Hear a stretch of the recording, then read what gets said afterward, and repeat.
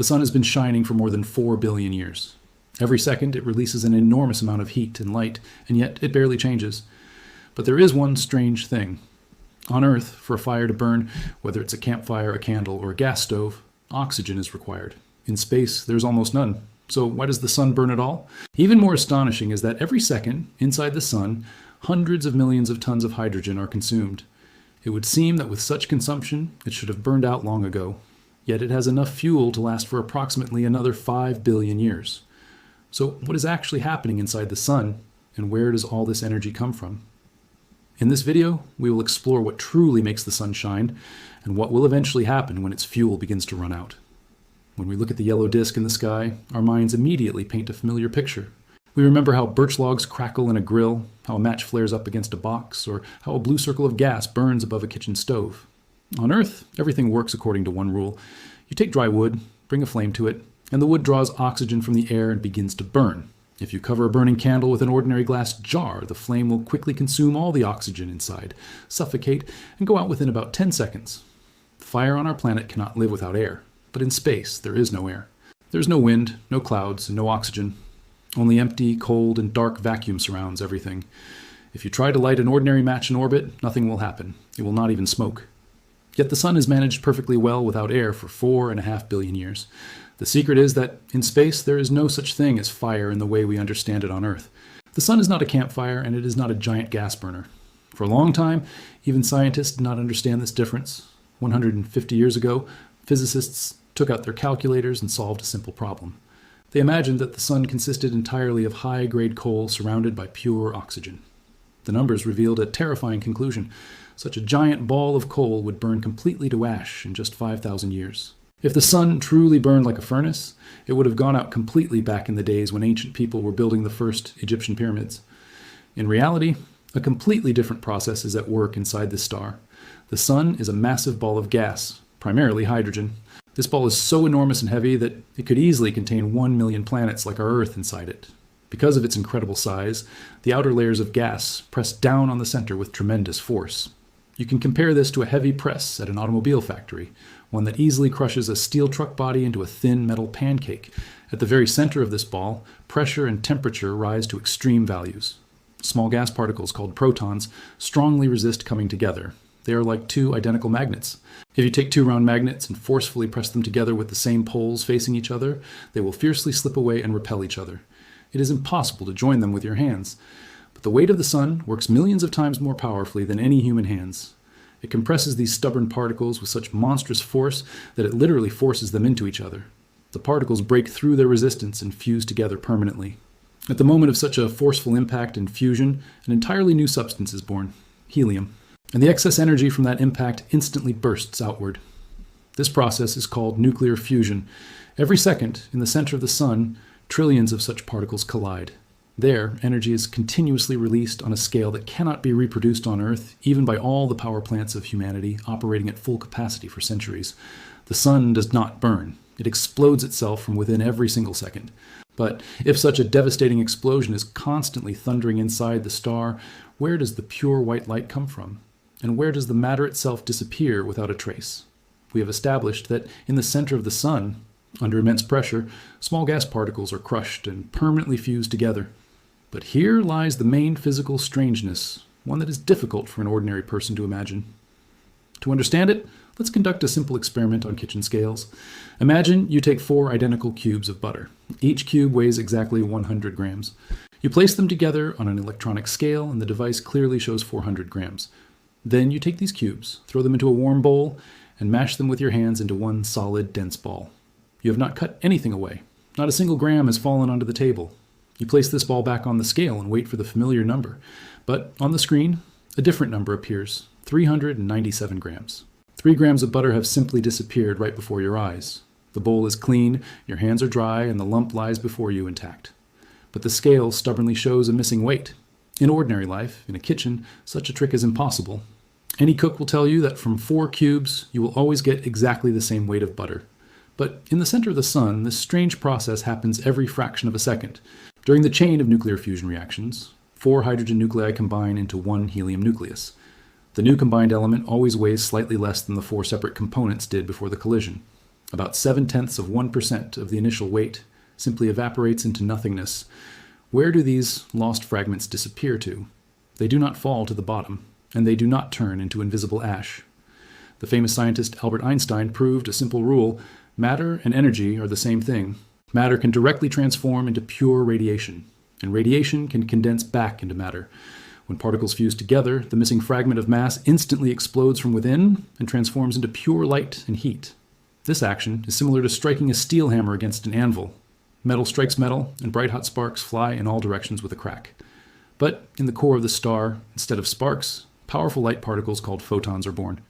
A loss of weight of 1/100th of a gram may seem trivial, but do not forget the enormous scale of our star.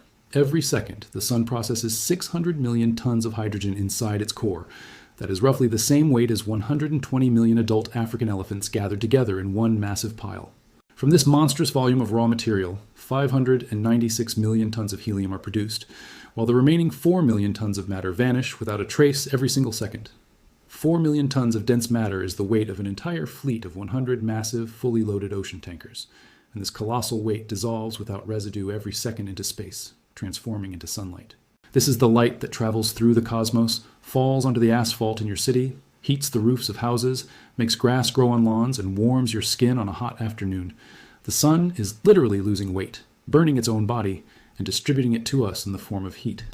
But here, a dangerous question arises.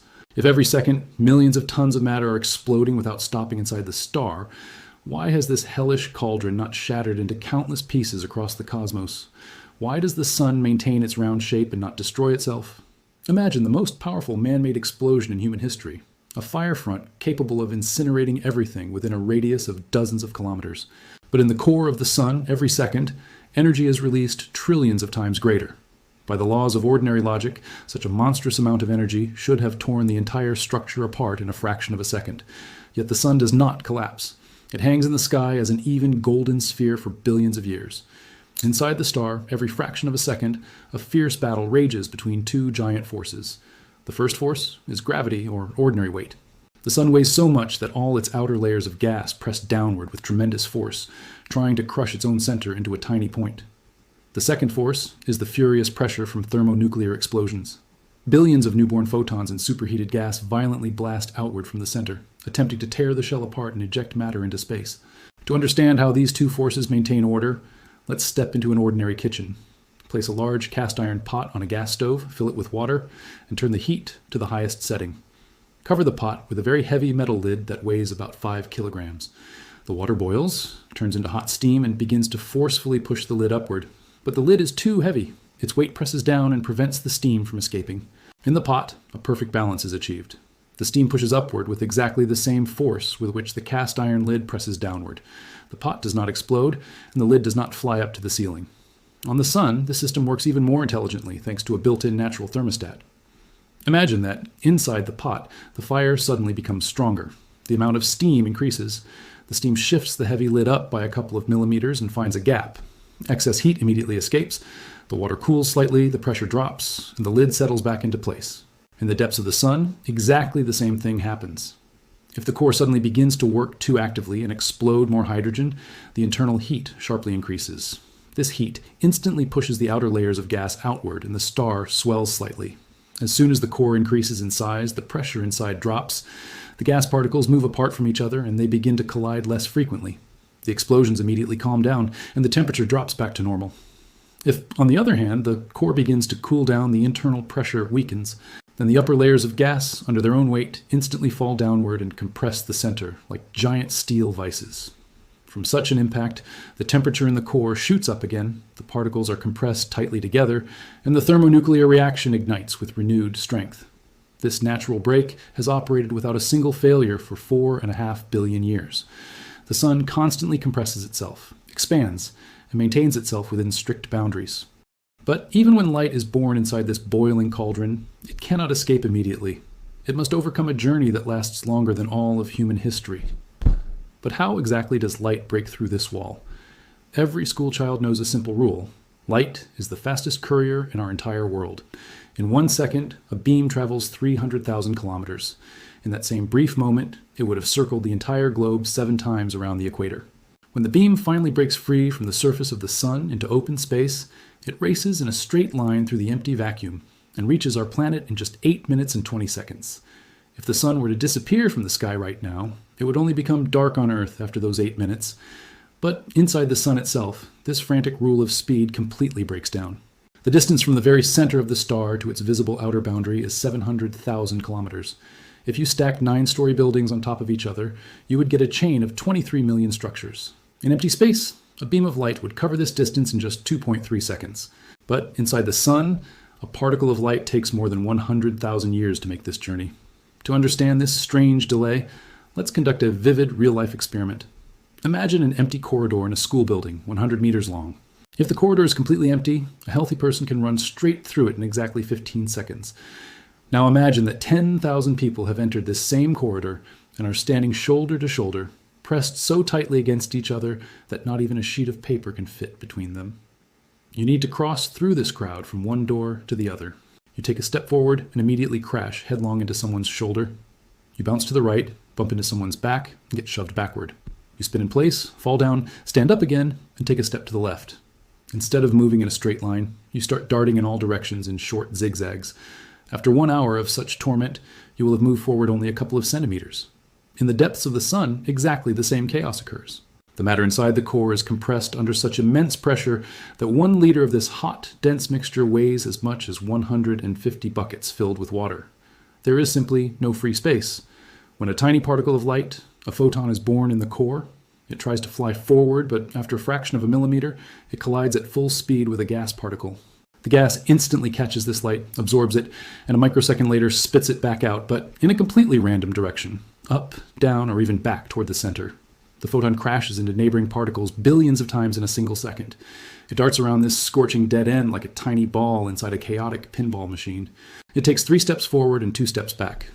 To break through this dense crowd and reach the surface, the particle requires vast epochs of time.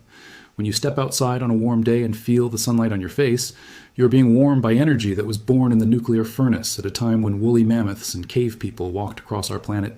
The light struggled through the star's interior throughout all of human history. This is why the sun will never suddenly go out. Even if the reaction inside the core were to stop this very second, the accumulated light would continue to escape outward for thousands of years.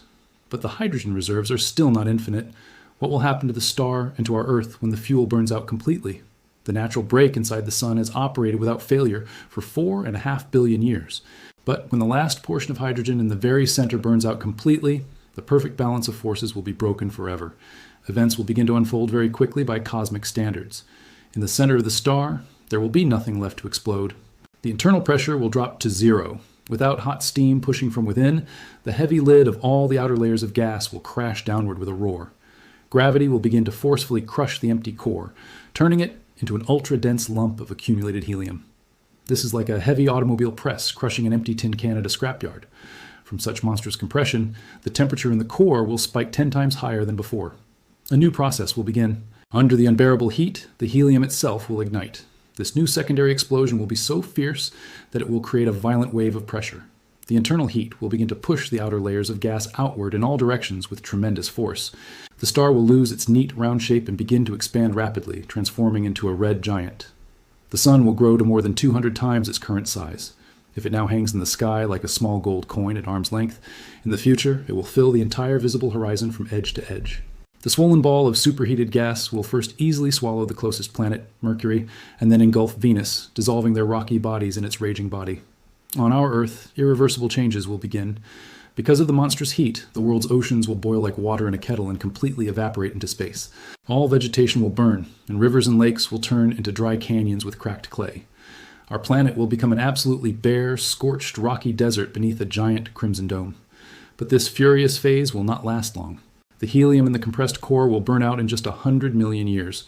When this fuel also runs out, the star will no longer be able to hold its giant outer layers. The sun will make several powerful convulsive pulses and simply shed its entire swollen gas shell into open space. This ejected gas will fly in all directions, forming a beautiful glowing ring, while at the very center, only a bare, dead core will remain, roughly the size of Earth, but with more than half the mass of the original sun. Astronomers call such remnants white dwarfs. Inside this dense sphere, there will be no more nuclear explosions. It will simply cool down slowly over trillions of years in the complete darkness of space, like a forgotten piece of hot iron left on a table. This is how the life cycle of our main star will end. It will give all its matter to the cosmos, so that from this gas and dust, billions of years later, new worlds could be born. Now, we can look at our sky with completely different eyes. Tomorrow morning, you will step outside, take a deep breath of fresh air, and feel the warm touch of the sun on your skin. You will look up and see the familiar golden circle. But now you know for certain that what you are seeing is not a fire, not a furnace, and not burning logs. In the cosmic vacuum, a perfect natural machine is at work. Right now, the colossal weight of gravity is compressing trillions of gas particles in the center of the star. They are forced together permanently and convert excess mass into pure radiation. This light struggled for 100,000 years to break through the super dense, scorching crowd inside the core, broke free, and reached your eyes in just 8 minutes. The sun does not depend on Earth's oxygen. It warms us through the laws of physics, through precise natural balance, and through an enormous reserve of hydrogen that will comfortably last us for billions of years to come.